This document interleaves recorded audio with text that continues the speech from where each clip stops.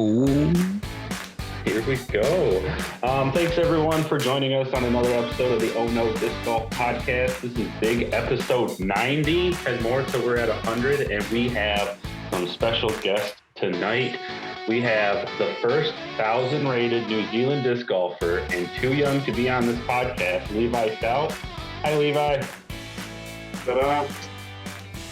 We have his older brother, this year's South Island Disc Golf Championship, Ethan Stout. How's it going, Ethan? Hey, how you doing? And everyone knows him, everyone loves him, the one and only Bray Marsden. How's it going again, Bray? It's going good, bro. Going real good. Levi, Ethan, why don't you tell us all about yourself? What is there to tell? I'm just a high school student that throws plastic sometimes and just trying to throw less and less each time I do. Isn't that funny? That's the funny way the world works. Yeah, more golf you play, the less you play. Yeah. That's the hope anyway. Unless you're Bray. And so you said you're a student, so I don't know exactly how. I think 16 here would be like 2 more years of high school. Is that about what you have? I've skipped a year, so I'm in my last year of high school this year. Oh, okay. All right. Is that you skip a year so you can get out to be a pro disc golfer sooner rather than later? Hopefully. That's the plan. That's the plan. So Ethan, what about you?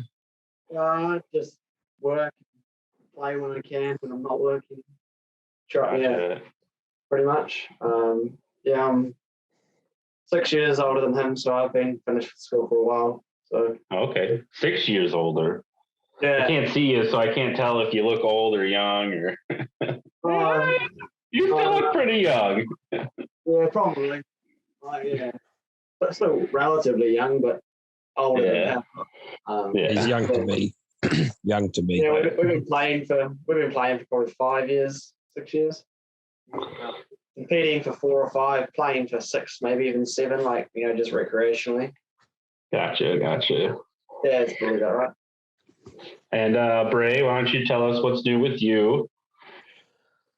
Man, just in full preparation mode for nationals coming up, and in disc golf anyway. I got to re-sign with Innova for another year, which is awesome.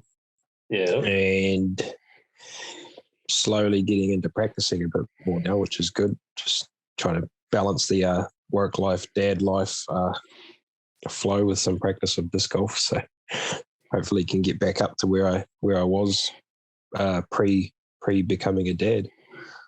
Yeah. That's right around the corner for me. Do you have any plans to TD after Nationals is over, or is this year dabbling into it and you're ready to focus on your game? Yeah, I think I went from like being a player to getting right into the nitty gritty of like the behind the scenes shit way too quickly. Uh-huh. So I definitely want to step away from that a bit and try to become a better player, especially with. Is this your first tournament? Sorry, last question. No. I've teed a few events. Okay. Ran some leads and stuff like that, but just really want to focus on the game rather than the other side of it moving forward. So Levi and Ethan, is disc golf kind of a family thing? Did you guys pick it up with like you and your family, or is it mostly just a friend and brother thing? Yeah, it started like that. Mum was the one who introduced us, and at the start, we got a sister in between us in age. At the start, all parents, and the 3 of us would play, just with catch frisbees. Nothing special. Yeah, whatever you can find. Once it started to progress into actual discs and kind of like a bit more competitive, it kind of became a 2-horse show for a while. And me and Levi would be the only ones playing tournament. Mum and Dad would come and watch, because this is 5 years ago, so he was 11, 12. Yeah. So obviously, they'd come and watch and support. But then Mum started playing, and Mum plays tournaments. Oh, that's awesome. So yeah, and Dad's played once, and plays recreationally more so. Played a couple of events, I think, recreationally. Right. So, and sister who gets driven nuts by all the discs in the house and us talking so much. Mum kicks ass at disc golf tournaments. Just FYI. Oh yeah, is she playing at the Nationals? Yeah. All right. Plays FA 40 and usually beats a lot of the FA, FA 1 players. Yeah. And almost FPO as well, eh? There's not a necessarily. Unfortunately, there's not a strong female side of disc golf in New Zealand, so it's definitely getting better, but it's definitely not anything like the States. But she has leaps and bounds to go. Yeah, for sure, and it's getting better slowly. It's heading the right way. Yeah, she probably finishes on the podium for females at most events, particularly like more smaller one-day ones. So she does do quite well usually. That's pretty cool, though. That's awesome. So there's no younger Stout to keep an eye out for, but there's one older Stout, is what you're saying. Yeah. So you said your mom introduced you to the sport. Was there how long playing it before there was a lot of competition between you two? Maybe, yeah. Oh, we're a very competitive family, I guess. So. Okay, so right from the get. Oh, even with frisbees, it's something we're all at the start we're equally bad at. So it was a bit of a lottery as to who was going to win each day. And we started off on a real family-friendly course as well, which was good. So allowed you guys to compete against each other. Yeah, and frisbees, we weren't actually taking 100 shots around. We're still shooting for like 10, 15 over through 9, but it wasn't like a longer championship course or anything. So it probably made it a bit more entertaining because we're like, and saw how achievable it potentially was. Yeah, got us hooked, I guess. Yep. Awesome. Do you guys remember what your first disc golf disc was? What was the first one you got? First ones would have just been the RPM starter packs. Okay. Driver. Yeah, just base plastics. But then after that, I know what my first two were. I got suckered into RPM. Obviously, New Zealand's manufacturer, only manufacturer. They're quite popular here, so a lot of people start with that. So the first two disc golf discs I bought were a Ruru, which is kind of like a dagger putter. Okay. Or like a link, like a straightish putter. Yeah. And a Kahu, which is like a kind of maybe like a Shrike. And I got suckered into the stamp that said extra long range distance driver. And then first throw it didn't go extra long range. It went that way. Yeah. Yeah, that's how it goes. Yeah. Got suckered into it. What was your first disc, Levi? Mine was a Tui, probably. It's just another unstable putter from RPM. Okay. That was a good choice, unlike the Kahu. Yeah. What about you, Bray? I don't remember asking you what your first disc was. Would you believe it was an RPM disc? Yeah, yes, I would believe that. It was an Arcturus, which has now been retooled as a P Waka Waka. And it was also my first Ace disc. And fun story about my first Ace was that we had an Ace kitty of $480. And I'd been playing for 1 month, and then we were at the Wii Social rounds. It was yesterday. It was 4 years ago yesterday. And I had an Ace on hole 12 with an Arcturus. and somebody had an ace on hole 7 with an Arcturus and pocketed the $480 because they hit the ace earlier in the round than I did. Oh, you guys should split it. That's not fair. Nah, that's all right. I got a. Right? Hey, sorry. You're playing with Jim, weren't you, when he did that? Yeah, I was on the same card as him. I got a bottle of bourbon out of it. But yeah, so yeah, that was cool. And so that was my first ever disc, and then just grew from there. And then it was a Claymore, and then I was away.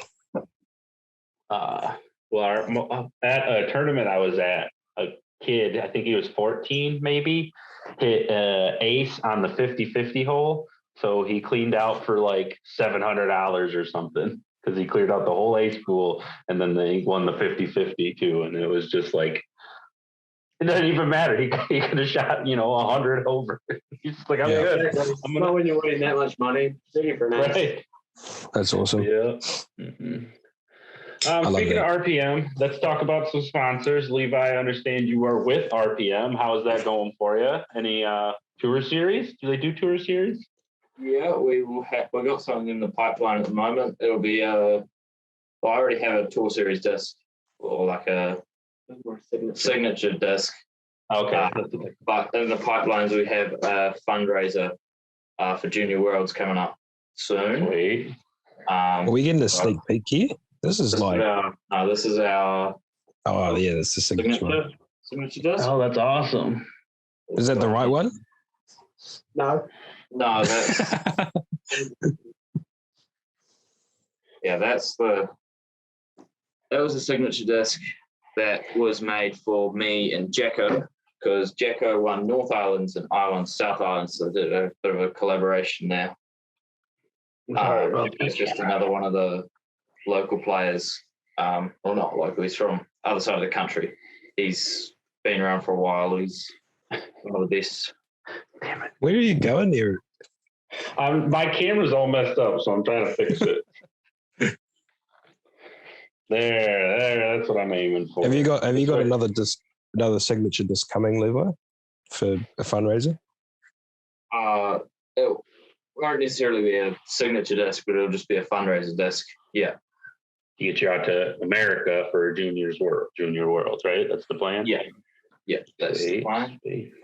So what are some go-tos from RPM? Like if you had to build a bag for any person in the world out of like, let's say 3 to 5 discs, what discs in that bag? Oh, that's a good one. I'd have to say you gotta have a Tui in your bag. That's the understable putter. I got lots of glide, late turn, just money. They're great for throwing, and I putt with them just so suit my style quite well. Then you'd have to also go for the Takapu. That's what this disc is here. That's like the equivalent of like a P2. It's just the RPM driving putter, slightly overstable. Lots of glide. Straight shot, yeah, lots of glide, a little bit of fade. Then I'd say the next essential, the essentials other than that, I'd go a Kia, which is the equivalent of like a Gator. Okay, like overstable. Or really overstable. You can throw it however you want, it's just going to fade. Mm-hmm. And then the last one that I'd say you got to have is a Pika Pika. It's a understable hybrid from RPM. They're just money, lots of glide, nice pop, and a bit of fade at the end. And they go so far for what they are. Gotcha. So you're pretty happy there.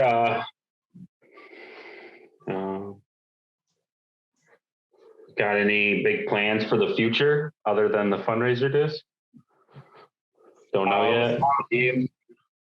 Not at the moment. The main focus for now is just this year. Focus on this year, and see what happens after that. Focus on your game, and fair. And then Ethan, you are on Discraft Underground, correct? So what kind of discs you bagging from them?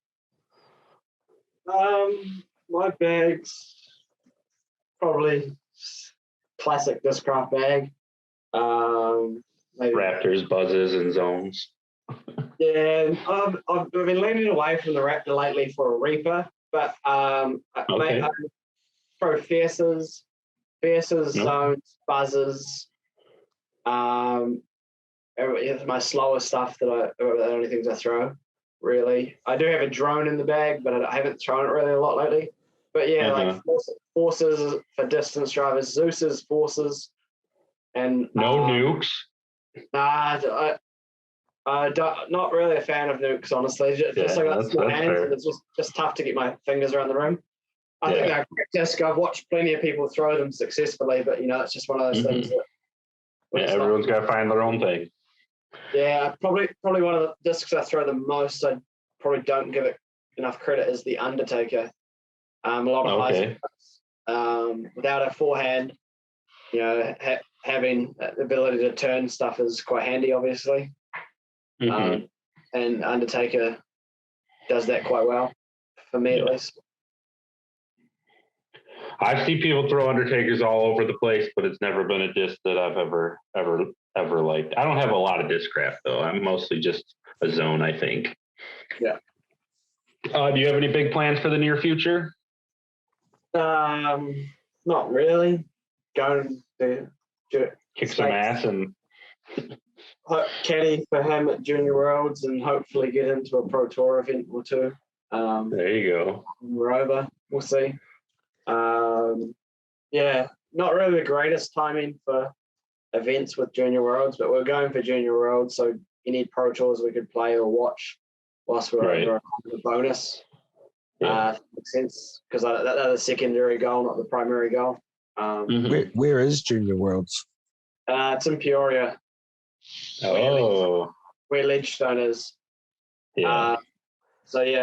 Hopefully get to watch or play DDO, Des Moines, Junior Worlds. Obviously, I can't play. And then probably Kansas City Wide Open the weekend after, or is the next one.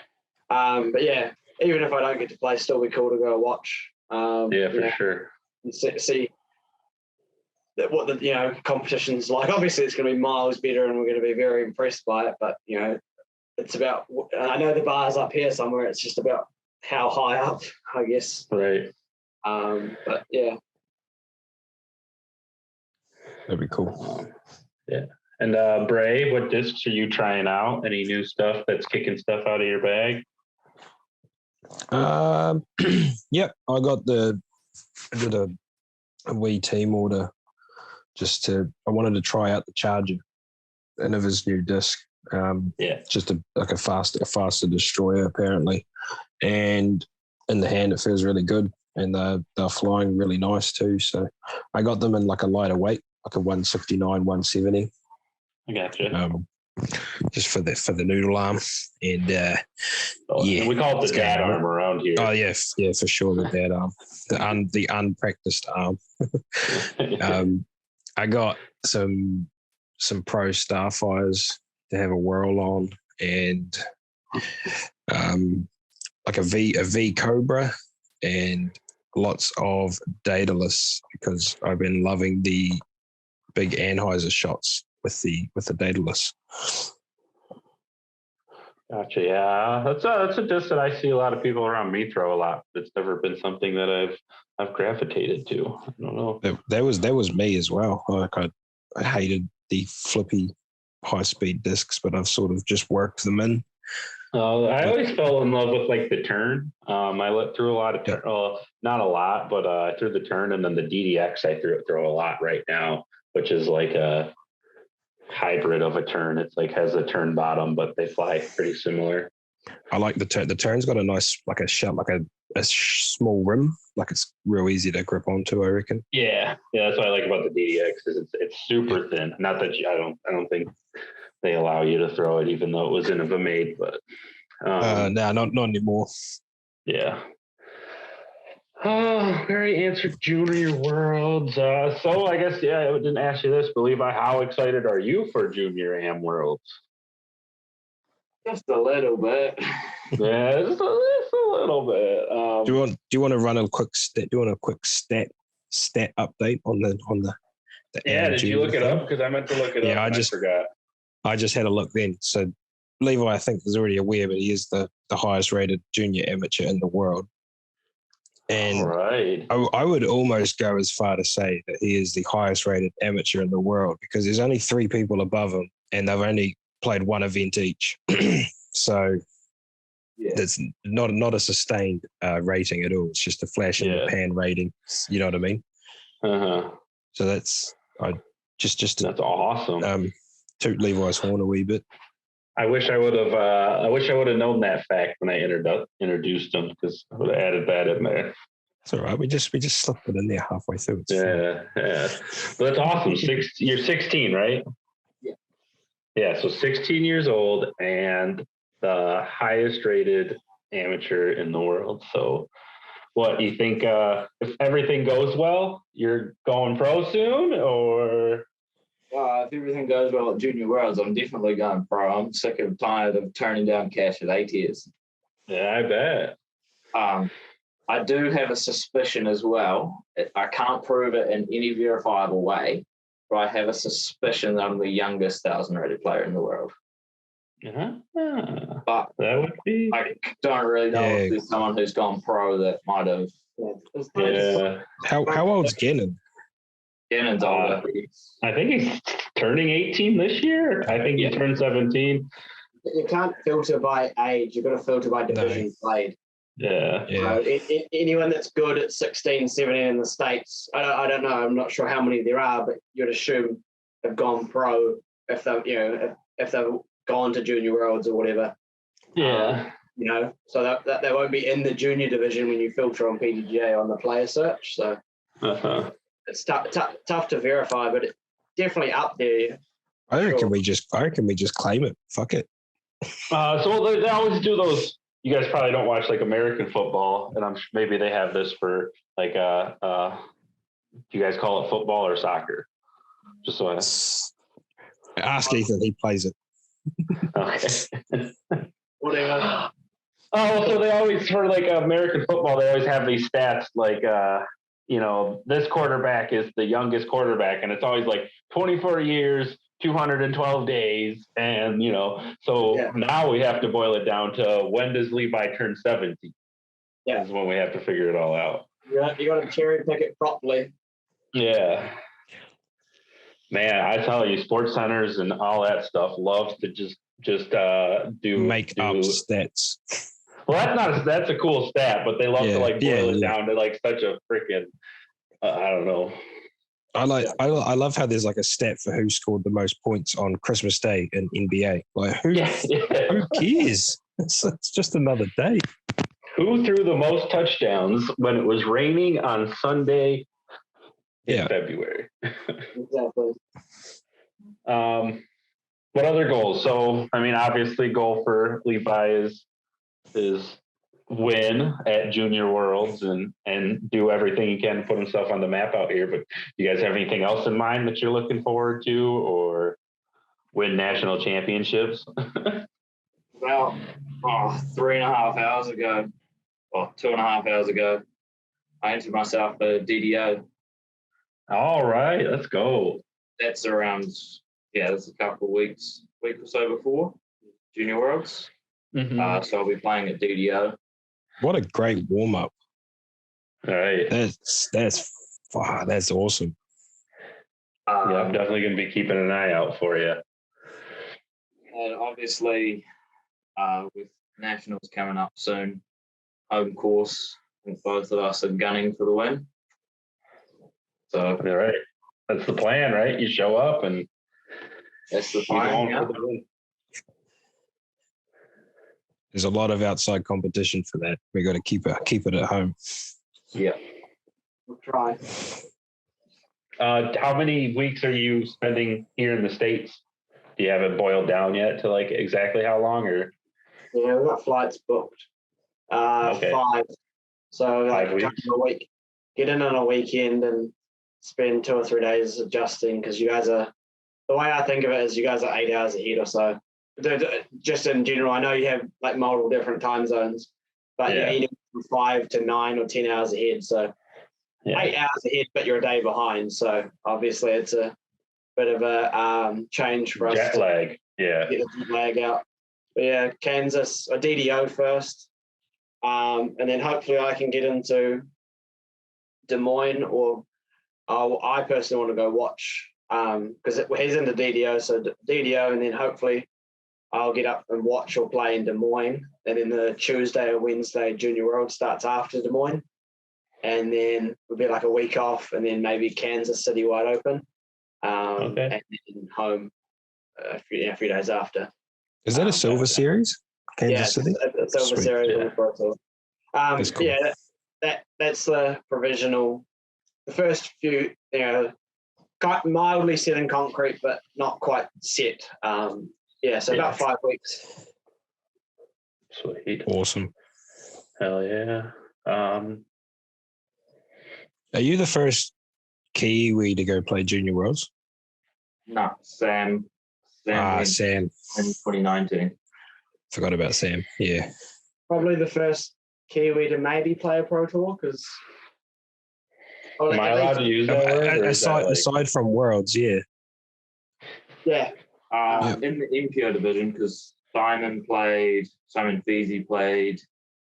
Played MP50. There's been a few. There's been a few that kind of like Worlds or something that you kind of they count, but they're not in MPO and at an actual standard elite series. Definitely the first since COVID anyway, which is cool. Yeah, for sure. That's so cool.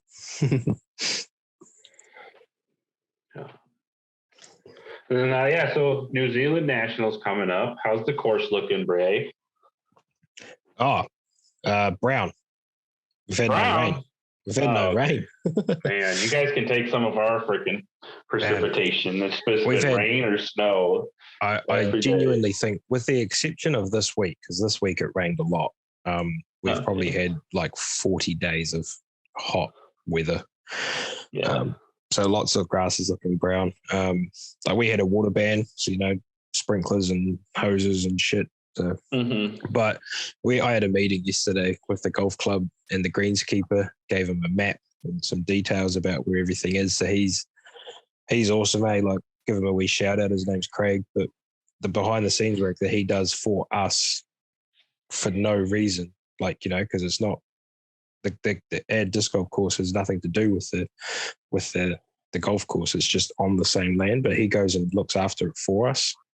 Right. Just because. So he's got the map, he's got the locations of tees and baskets and stuff, and he's gonna get it all tidy and looking good before the event.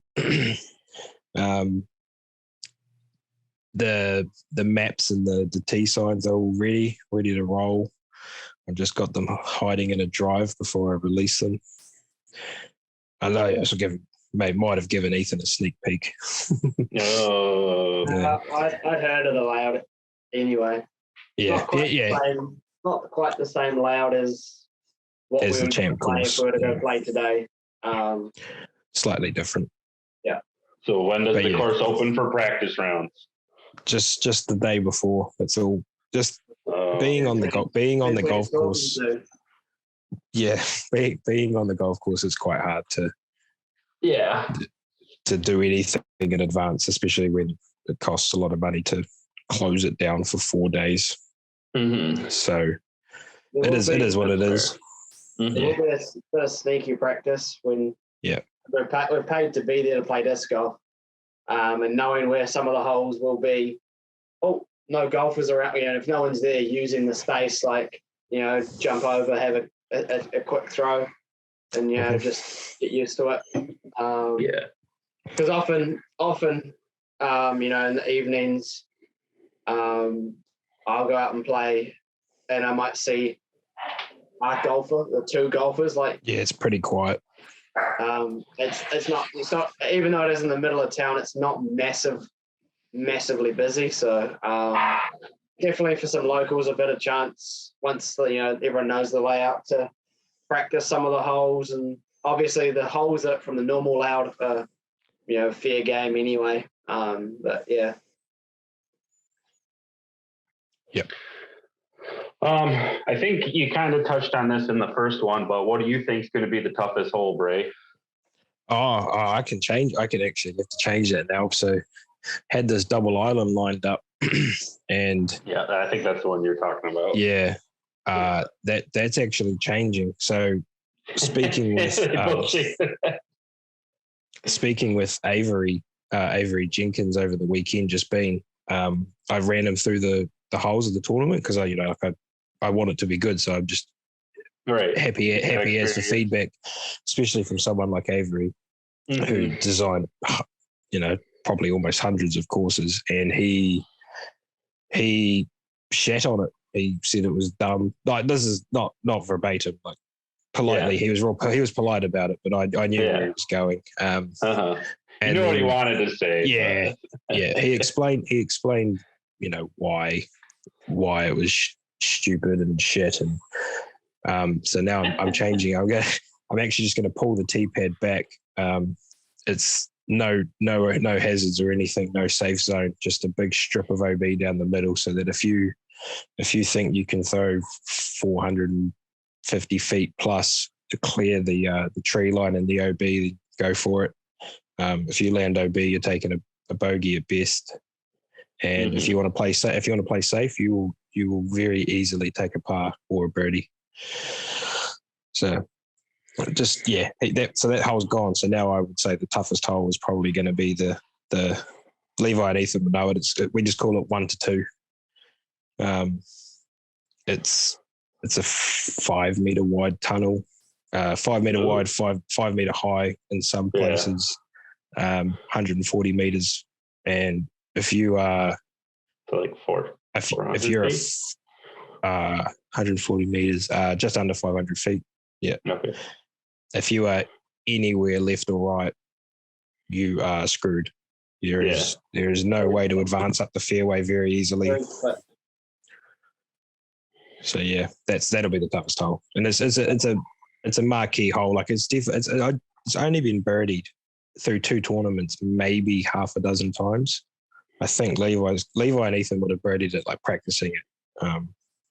But yeah, last year at the Smash, I circle forward it after hitting the road. You circle forward it? Yeah, because I kept left onto the road and then played a forehand and made a putt. Oh, you went down the road and skipped in. That's crazy. Like that to cut back through that tree line is crazy. There is little gaps, and if you're not a local, you wouldn't know that. Yeah. But yeah, that hole will be the toughest. That'll be the toughest.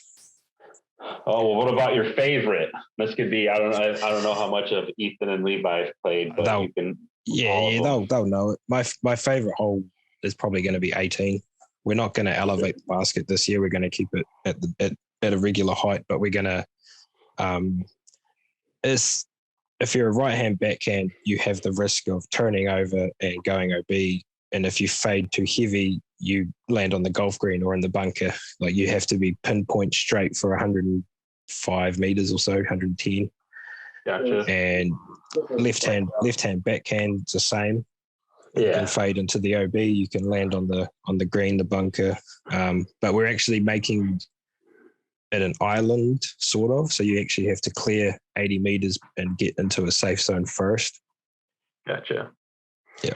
And then be safe after that. Yeah. And what about you guys? You guys have a favorite? Well, I'm gonna butt in first and claim that my favorite's hole 1. Okay. Hole 1 is just a par 4 that you have to be able to throw a forehand like 110. What's that, like 350 off the tee, through a gap, and then throw a straight mid-range second shot, and you might get a birdie, but it's very easy to take high numbers on that hole. Yeah, it's a good separator, and it's right off the bat. It's a separator right off the bat. Yeah, you're right. Mm-hmm. And if not, if you guys start, sorry. The hardest hole is always going to be, regardless of Bray's island hole he had, there wasn't going to come close. I just looked, and last year we had South Islands at the Smash. It was a different layout, but it was still a strong New Zealand field. And round 3, the whole Bray was talking about was a 150 meter par 4, averaged a 5.07. Holy shit! Round 2 averaged a 5 flat, and round 1 averaged 5.04. So motherfuckers are diabolical. Whilst it's only 150, it plays like it's definitely not a par 4, a 5 rather, but it definitely scores like one at least. Because if I could pull up the stats and you could see a couple birdies, like a third pars, but then it was like bogeys and worse. So maybe not a score separator because of birdie, par, bogey, but par, bogey, double, triple. Still score separation. I guess you need to par it to actually gain strokes, which is right. It's not a great disc golf hole, but it's just like a signature one for the course. I feel like it's okay for the course to have that one tough asshole, just like it can destroy, because it's a one that it could be a separator, but it's another one that everyone could walk out of there with a 5, and everyone's just like, well, what else are you going to do? Do you know what's going to make it worse is that there's a 2-minute walk to the hole from hole 13 to the hole 14, which it is. And then the 2-minute walking to it. So you got 2 minutes to think about what's in front of you. And then you have to play it. And then after you've played it, you'll probably have another 2-minute walk to hole 15. So it's the most out of the way hole. And then after it's kicked your ass, you have 2 minutes to deal with it before you got to move on to the next hole. You guys in New Zealand are mean. It's just me. I think it'll be worse than that because there will be backups. Last year there was backups on backups. Yeah, I'm really hoping there's not. Hopefully there's not, but being realistic, even as from an organisation point of view, you can put 15 minute gaps, or you can lengthen out your tee times. People are still going to be taking 6s and 7s in bushes, where they're debating whether they go hammer or roller, or or putt. Yeah, exactly, or jump putt. And when you're debating, if your options are jump putt into the fairway, hammer or roller, you don't even choose quickly because you're in some sort of spot that you really got to think through. So definitely will be a hole that gets back up, so you get to sit and watch people throw good shots and definitely throw quite a few bad shots. So that 2-minute walk is nothing. Potentially there's going to be some weights. You just get to sit there and watch everyone else get wrecked on it while you wait for your turn. There's going to be so much coverage of that hole too. We got 3 film crews covering that layout. Someone's going to make a nasty high number and be filmed. Yeah, we're going to have to invent a new colour for that scorecard. What's your favorite hole, Ethan? Do you have the same number one like Levi, or? Yeah, my favorite hole probably, I think 1 or what will be 2. In the layout for Nationals, 1 or 2, I think are great par 4s. Levi kind of described 1, and 2 is like a 205, 210. So I don't know. I don't do. That's okay. That's all right. While you're talking, I'll look it up. Levi says about 650 feet, par 4, wide open fairway, like a golf fairway, like trees, but like it's it's when I say wide, it's a golf fairway.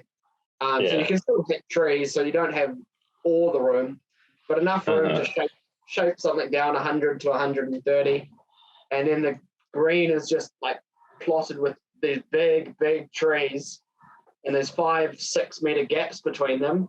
There's probably only about 20 trees, but you see, and it just creates some, like there's so many, like a backhand flex, or there's so many lines through them into the green, and you get up there and you're like, wow, like this gap's huge, but your disc always seems to hit one of the.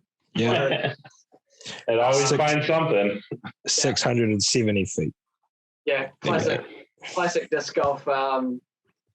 Big gaps, but you still find the trout. I think first 2 holes, in my opinion, will be the best. Maybe not the best, but I enjoy quite a lot because you've definitely got to throw a decent, they've got to throw a good enough first shot and then throw a quality up shot or make a putt. Yeah. Mm-hmm. Yeah, I like the first 3 holes now that you just sort of say that. You got par 4, and then we got that double mando. Yeah, I like the double mando. Me personally, I always park that hole but miss the mando, so it never matters. That's got to be my worst hole on the entire course at the moment. That's all right. At least you know what it is. You can dial. The wind. It's the same wind on that hole every time too. So I'd say most holes are generally the same wind. Yeah. Yeah. You'll just be pumping a Kia down there anyway, aren't you, Levi? Yeah, Kia could do something. Yeah. And then the Nationals is on the home course, right? Like this is your what you guys play all the time. How's that? That's a big confidence booster, right? Yeah, definitely. Feels good to not need to stress about 12. I don't know exactly, but about 12 are probably from the normal out if we're to go play on the golf course. And again, at least 8, like more than half. So it feels good knowing like now 3 weeks out or, even 3 months ago, knowing that there's not 18 holes to, learn. Or figure something out.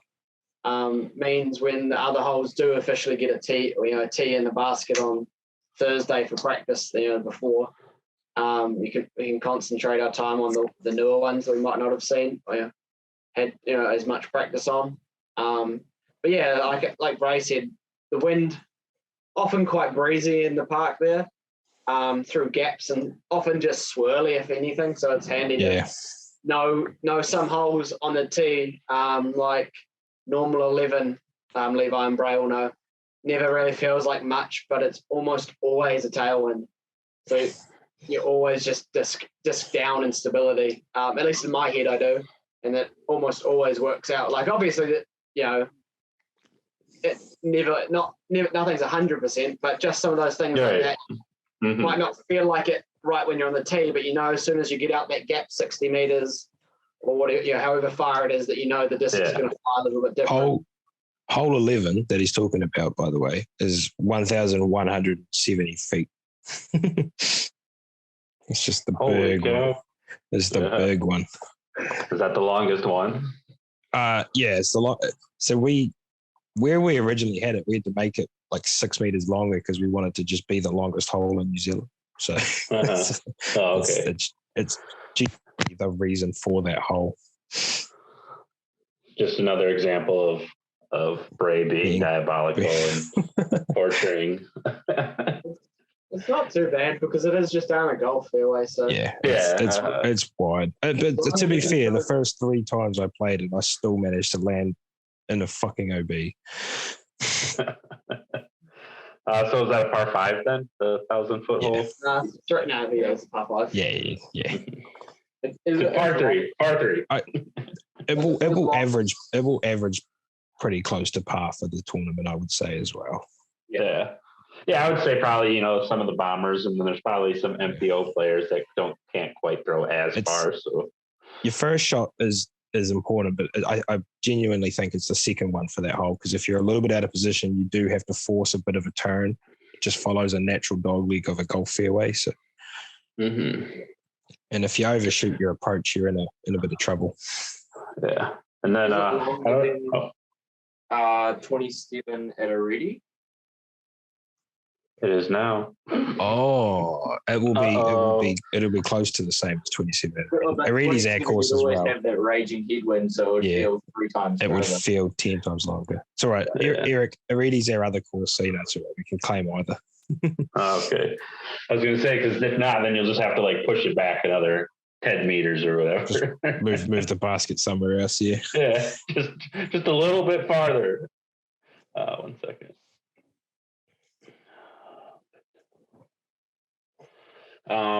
And then I don't know how I was supposed to word this, but I hear one of you or both of you have the number 1 and number 2 course record there? You have 1 and 2, or? I have 1. I haven't checked it.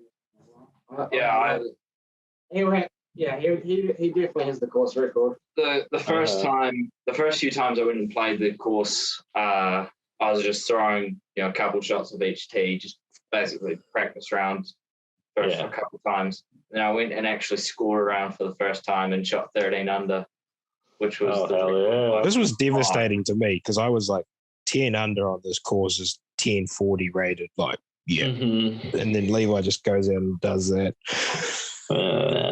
And then Ethan, like the next week, shot 12. Okay, so it's got to be number 1 and number 2. Well, 13 down, 12 down, 11, 10. No one shot better than 9. That wasn't us. I've shot 9 a few times. I've shot 10. I've shot 11. And I've shot 12. And shot 13. No, Don't shot 13. It was a little unfortunate because I shot what I should at league that week. So on the same layout, we had Bray had a league, ran a PDGA league, and I shot 11, right? Yeah. I shot it was 11. I shot 11, and it was only, and we'd all said that it was going to be 10 plus 10 under, and I shot 11, and it was only 10.06. Which was just a bit unfortunate because it always depends. Ratings always depend on how everyone else plays. Yeah. And everyone else just had a good day, and obviously I did as well, and that was my best league round by quite a way. But yeah, it was quite upsetting to put out 2 off the course record that no one else has come close to, and it only be 1,000 rated. Yeah, I think we've talked about it on the podcast before, but you kind of guys have the same thing that's going on with the FPO here, where your ratings don't really reflect how well you're playing because of how many people you have around you that play good, but their rating isn't where maybe another player that you would play against. Because I believe that if Levi was in America, he would, has been playing in America for a year, I think he'd be, close in that 10-50, close to like approaching from watching your game. I haven't watched every single round of yours, but I've watched a decent amount of what I could find on coverage, and it seems like you have it all together. Not to I don't want to inflate your ego, but it'll be interesting going to the States, playing Pro Tour events, but that's probably a bit not necessarily a fair test because that is that's cherry picking a bit, it's statistics. You got 1,000 rated field average scores even's 1,000 rated. You've got a 900 rated field average scores even. All of a sudden, it could be the same course, same conditions, but just a different tournament, and it's 900 rated. So it would be interesting to play, a smaller, air quotes small, like an A tier or B tier or something that most people play quite regularly, and to see what the winning scores of those and what the ratings look like, and how like you say, because if anything, I would agree. I'd hope, just to make me feel a little less bad, that in the States I might be 10 points higher, but yeah, that's probably one of the things we're probably most excited about, is to go and play and hopefully play all right at some events with some good propagators and get some ratings we wouldn't get potentially on courses that we feel could be similar to New Zealand. We sort of had that discussion over the weekend we had a couple Americans over here for the South Island champs, like Avery, Maverick Robertson. He's one of the Discmania behind the scenes guys, and like Nate Perkins and stuff. And Maverick, in a conversation with him, was saying that he felt that the people that he was playing with in the tournament, if they were in the USA, would be about 10, 12 points higher than what they are here. That's interesting. So I'd always heard from people in New Zealand that ratings in New Zealand were that's same. Same. That's what I thought too. But hearing it But from then Maverick, at South Islands, I played with Nate Perkins twice. And based off of what I saw, I thought the ratings were pretty fair because I saw that we had about the same power on the forehand and the backhand. Hard to tell putting, but it's just based off small sample size. But it felt like I was throwing about as far as him, and we had a fairly similar style of play. And the ratings. That's true. And you're rated the same. So yeah. It's weird. It's weird. You could probably talk about it for fucking hours and not get anywhere. Yeah, to be fair. It is weird because I won in the weekend with the strongest and probably the strongest field New Zealand's actually had in an event. There was three by Nate and a guy from Japan who are 1,000 rated. I'm at 962, presently, and I was the 18th, 17th, 18th highest rated player, which for everyone in the States doesn't sound impressive, but usually I'd probably at 960s, 70s, I've kind of floated around the last year or two, top five quite easily. Yeah, you would at a tournament, you'd be top five in New Zealand, even some bigger events. So yeah, to be 17th, 18th highest rated at 962 was kind of like and then, but I won the event with an average of a 992. So yeah, it was a bit confusing. But definitely be good to see, and actually put out at least get an opinion ourselves. Seeing and watching.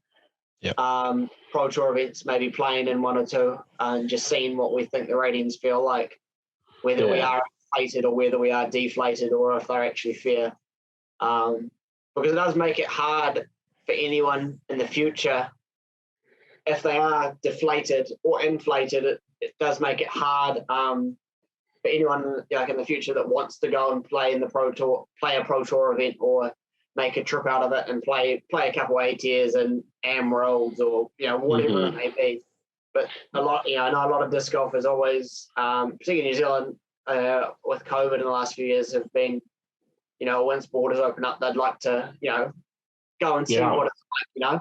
Who knows if they're necessarily any good, but disc golfers are very.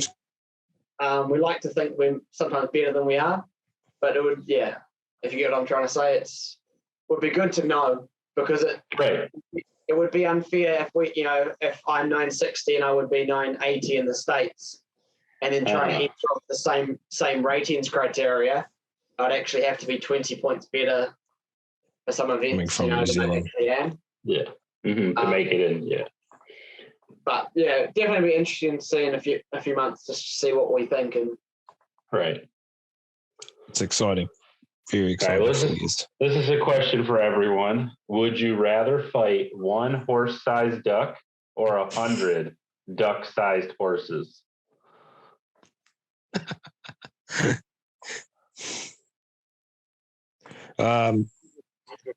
What, one horse-sized duck or 100 duck-sized horses? I feel like with the duck-sized horses, you could just stomp on them, you'd be fine. I know, but that's 100. What about? Sure, but I'm not taking down. I'm not taking down a horse-sized duck. No, that's just scary. And ducks can be mean. Those teeth, you need to know. Yeah. I'm with you. I'm taking the 100. I'd take the 100. Put some boots on and just start kicking when they get too close. Yeah. Ethan's looking like he's going to take the singular duck. I'll be different. I'm trying to take the duck because there's only one of it. Yeah, that's a big ass duck. If the duck got you to ground, there's only one duck to fend off. But if the horse has got you to ground, there's 100 of them that could kick you. Or good point. Man. But at the same time, you could just jump and you're out of the way of all the horses. What a stampede of 100 duck-sized horses sound like? That's the world's biggest question. Such a weird thing to visualize. I could just I just try to picture all these miniature little horses running around your feet. Oh, you guys probably don't. Do you guys have Groundhog's Day? No. Okay. What? I gotta quickly Google what a fucking groundhog. So Groundhog's Day is this thing in the United States where all over, it's not just the United States, it's probably a place that has winter, but there's a bunch of places that have these pet groundhogs that they pull out of their homes, and then if the groundhog sees their shadow, it's 6 more weeks of winter, but if the groundhog doesn't see its shadow, it's an early spring. Oh, so that's just happened. It's observed on February the 2nd. Yeah, Right. That's why I was asking, because we had a whole 2-episode thing where we talked about groundhogs. And so I was going to ask what your guys' groundhog was. And then I realized you guys probably didn't celebrate such a silly holiday. It's a woodchuck. Yeah, it's a woodchuck. So how much wood would a woodchuck chuck? Yeah. So what was your guys' biggest oh no moment on the course? This weekend?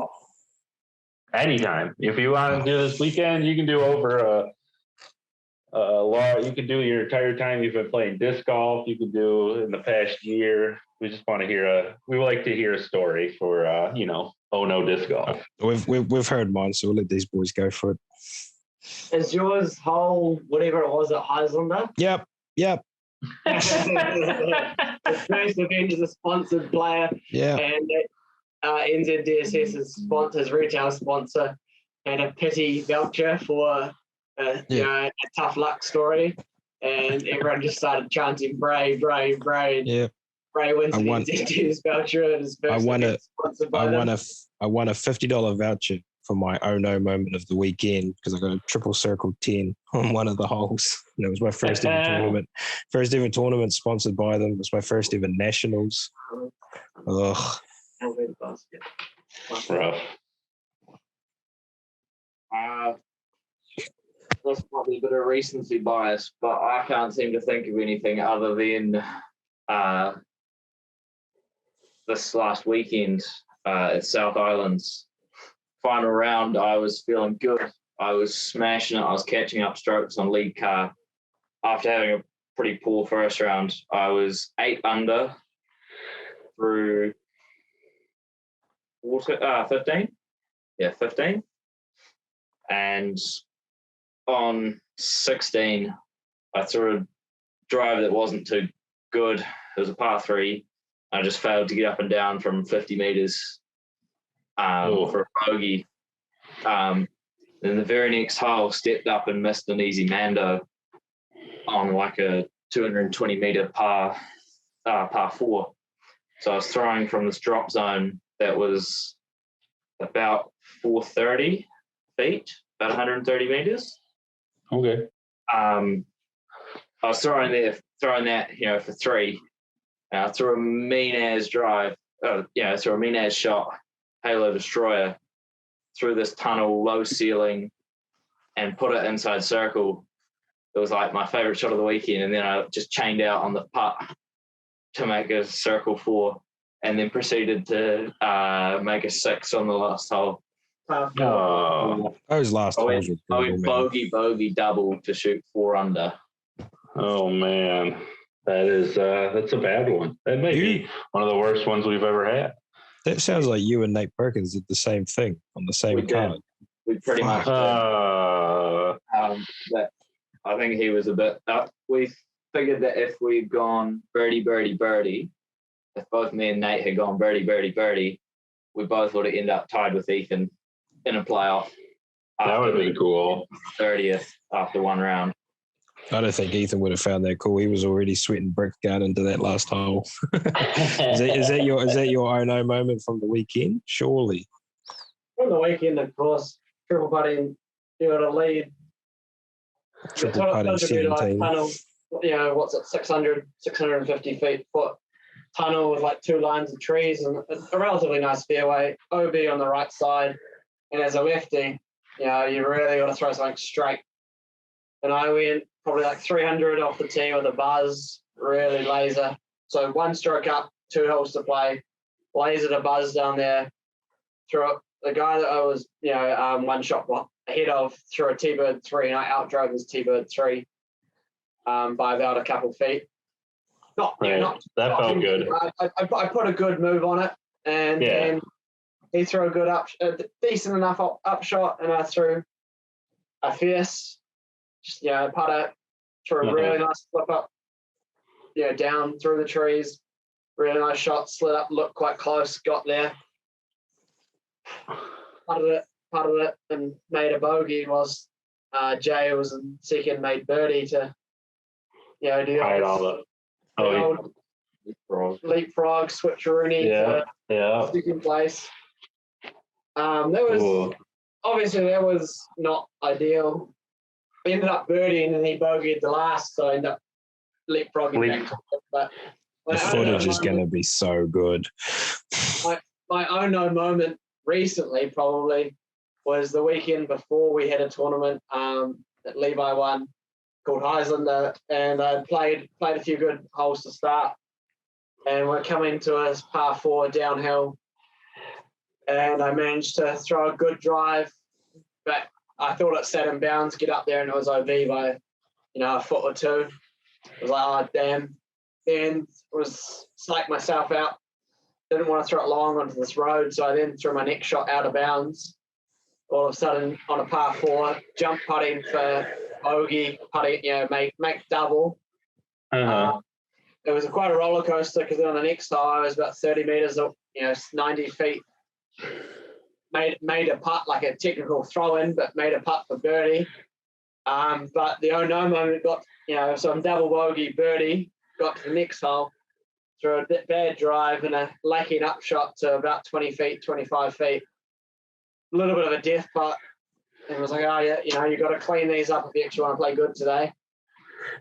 And putted it badly, airballed, and it was, because it was a bit of a death putt, there was OB quite close behind. And after I airballed, it was quite literally, oh no, like, it didn't go OB in the end, but it rolled so far down the hill I contemplated re-putting, but a re-putt you've got to make. So I just walked down the hill, laid it up, made double. It was quite a roller coaster, but airballing the first one from 25 wasn't. It was on a basket.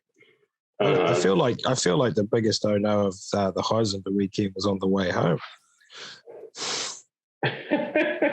Wasn't it? You just want to really quickly talk about that? So we're driving home. So Highlander was about 2.5 hours away. Down 2.5 hour trip home. Usually Levi kind of plugs his headphones in and just listens to a podcast or whatever, and just naps or whatever in the car. Listens to Oh No Disc Golf. There you go. Me, Mum, and Levi were the only occupants in the car. We drove about an hour, and Mum pulled over and goes, "Oh, we'll stop for the toilet here." I'm in the front, she's driving. We hop out, go to the toilet, and there was a car we had passed that she'd wanted to stay in front of. And there was a bit of a windy bit coming up, not necessarily great for passing. So she's like, "Oh, quick, here comes the car. Let's hop in and go." And, we kind of jog across the road. We hopped out of the toilets about the same time, hop in the car and drive off. And we're talking. I was talking, on the front. Mum's driving and talking about work and a little bit about the States and just admin stuff that Levi kind of couldn't care less about. 15, 20 minutes down the road, we can't kind of start talking about disc golf. And I'm like, "Levi, what do you think?" No. I was like, Mum's like, "Oh, he's asleep, leave him alone." I was like, "Levi, what do you think?" Silence. And then I turn around and Levi's not there. And I was like, "Mum, pull over. Levi's not in the car." Mum, pull up. Like, "What do you mean he's not in the car?" "He's not in the back seat." "No, he's lying down sleeping." "No, he's not there." God. We left him behind us. We were all down in middle of nowhere, kind of. That's so funny. So bad. 20 minutes No away, phone. so we pulled over and obviously did the U-turn and headed on back. And poor Levi obviously had hopped out. whilst we were in the toilet and gone to the toilet, and we just didn't even check. Right. And yeah, Mum was nearly in tears. Oh no, my baby. And Ethan on the passenger seat here was in tears because he thought it was the funniest thing. Yeah. Probably So good. 20 minutes back to pick him up. Thankfully, it was all right. 15 of them, I was probably crying my eyes out laughing, just like, just because it was just so. It's such an obscene thing to think about that you just had someone and forgot about them. Yeah. So, Oh God, yeah, that's pretty good. Poor Levi. Yeah. Levi tried So good. in the end. But yeah, Never gonna let Mom live down that one. No, kind of my fault as well because obviously I was passenger and didn't check. But, obviously, and oh no, when we realised. Yeah. Definitely a good story to tell. For sure. Levi, how many wins do you have, and what is your most memorable win? Do you even know, or should we quickly look this up for you? Yeah, I can look it up if you need me to. Right, divisional wins or overall? Overall, I might have 23 divisional. Yeah, I was gonna. My guess is 23. But it was total 23 wins on PDGA. But that's including juniors and stuff. yeah. 23 out of 34 events. Oh, we're right. Yeah. Yeah. I was gonna say 33, but yeah, 34. That's about right. 34 including. Oh, what? Yeah, one of them's a stupid league as well that he didn't play. Yeah. So that's annoying, but yeah. What would it be? It'll be at about 15. yeah, that's a hard one to go back and look through. It doesn't. It'll be about there. What was your favourite? The most memorable, the one that sticks out to me the most. That's the thing, that the losses, I remember the losses a lot more than I remember the wins, but the one that sticks out to me is my first one at Tucker's Beach 2 years ago, coming up on 2 years ago. Yeah, almost 2 years ago, yeah. I was still playing juniors. I managed to average 10-10, something like that. I took it out. After playing at 7 in the morning or 8 in the morning, and it was literally freezing, ice on half of the tee pads. Below 30 degrees Fahrenheit. Yeah, and by the time, the MPO field, it was beautiful, lovely days with just a bit of wind. Beautiful in this context of maybe 40 degrees Fahrenheit. Yeah. It's always summer at Tucker's. Yeah, I had the sun out, which is more than I could say. Definitely better than the early 2000s for sure. That's a crazy win. You were playing in ice and the MPO was playing in sunshine and you won by 3 strokes. Put them on notice. Oh, for sure. So you said you remember the losses a lot more. What's the most memorable loss then? Nationals last year. Yeah. Oh, okay. You've watched that, Eric? Is that the one where you chain out or you spit out and then you have to grab all your stuff and run away before the disc rolls down and hits you? That's the one. I had That's the one? Okay.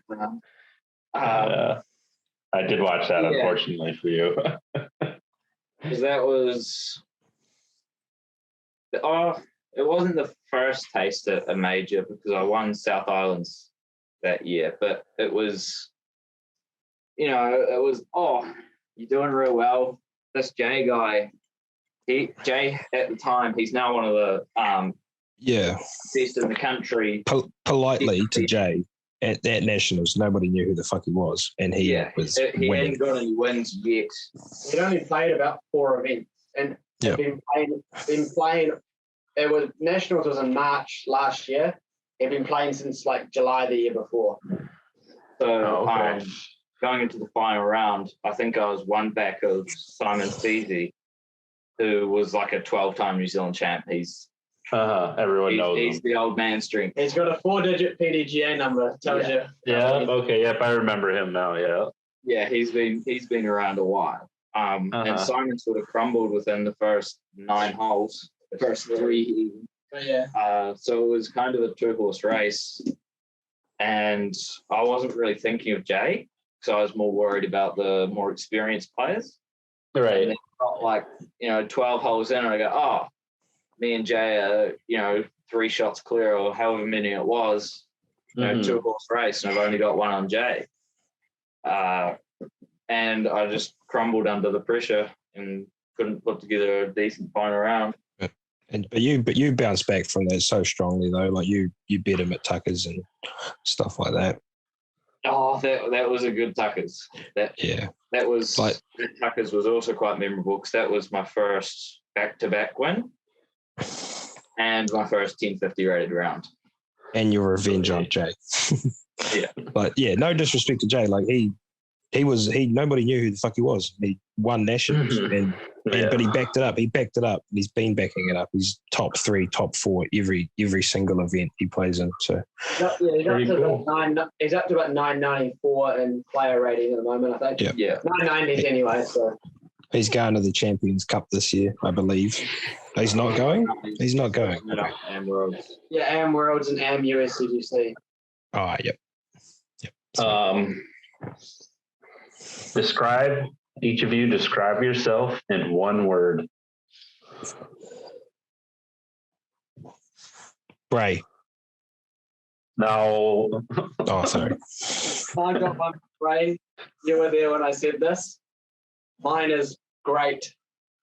There you go. I like it. Do you remember that, Bray? Vaguely. Riversdale.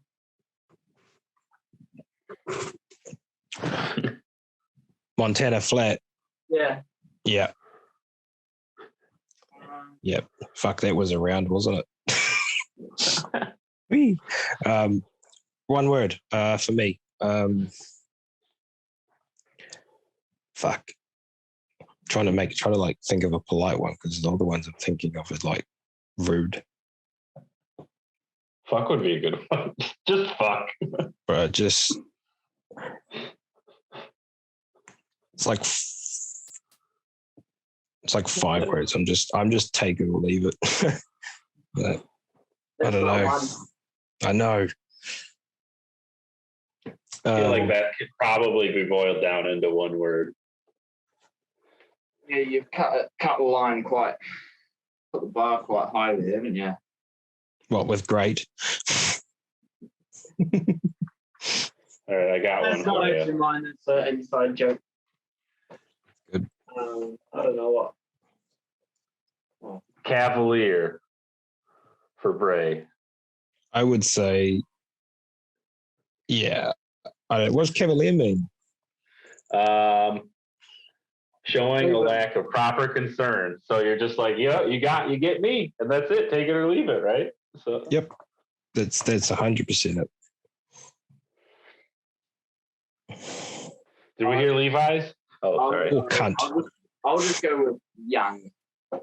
Young. All right. I love it. I like it. Levi's another 5-letter word to me. It's champ. There you go. That is 5 letters. Jesus Christ, I almost thought that was 6 letters for some reason. Champ. In our like little circle down here, Levi is champ and Ethan is the champ's brother. It's like a running joke sort of a thing because Ethan can obviously beat Levi as well. So it's cool. It's good. Yeah, you got to tease everyone a little bit, right? Oh, 100%.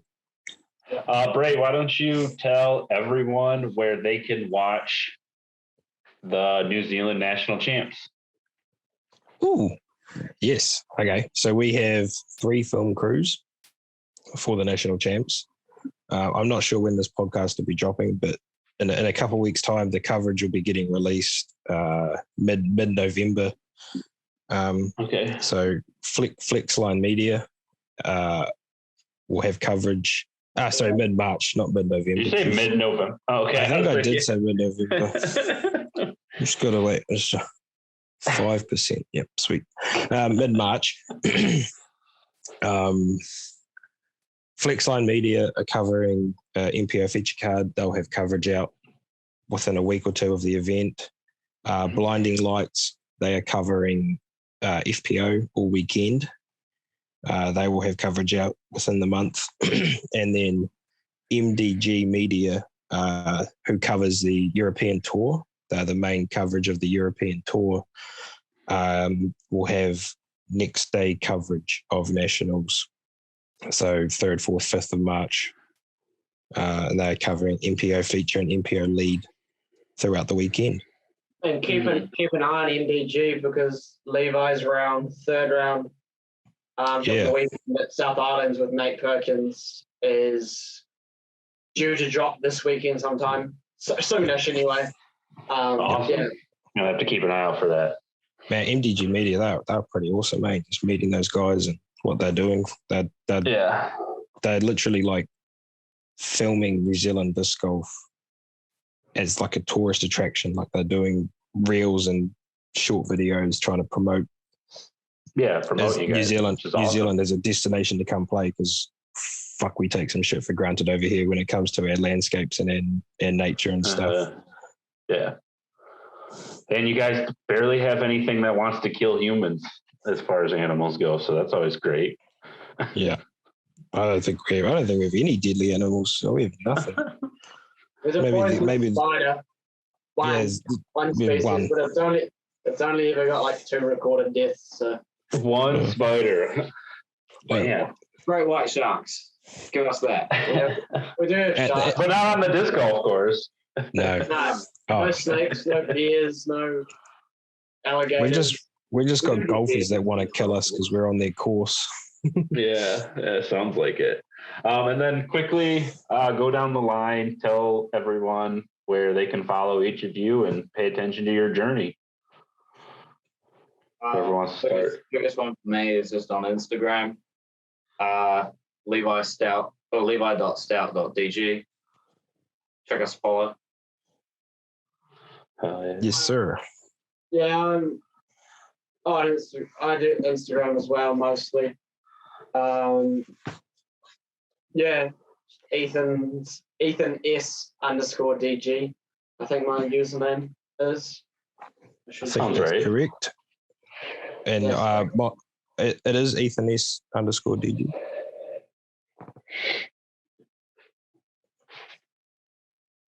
Yeah.